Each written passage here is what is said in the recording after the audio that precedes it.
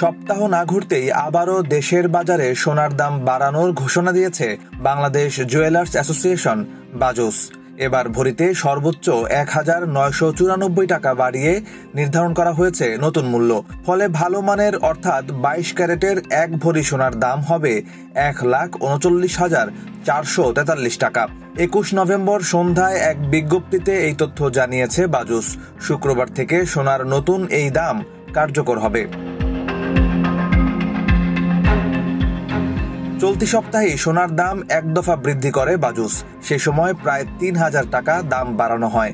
এর আগে বিশ্ববাজারের সঙ্গে তাল মিলিয়ে বেশ কয়েক দফা স্বর্ণের দাম কমানো হয়েছিল বাংলাদেশে। সেই অবস্থা থেকে আবার ঘুরে দাঁড়িয়েছে স্বর্ণের বাজার।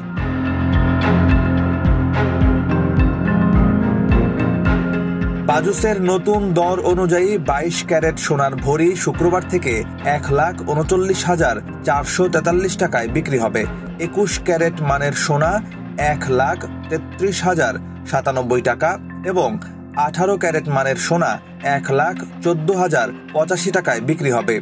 এছাড়া সনাতন পদ্ধতির প্রতি ভরি সোনা বিক্রি হবে ৯৩,৬৭৩ টাকায়।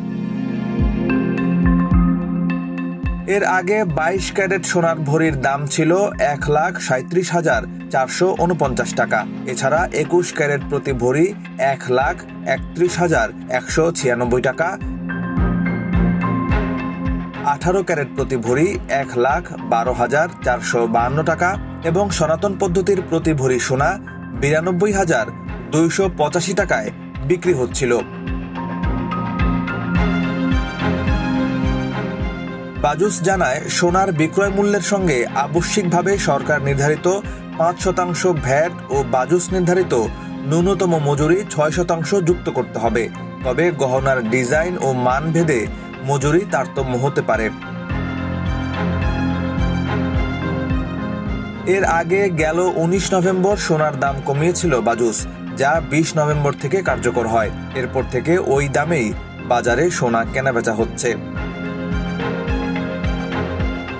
নিউজ ডেস্ক, বাংলাদেশ প্রতিদিন।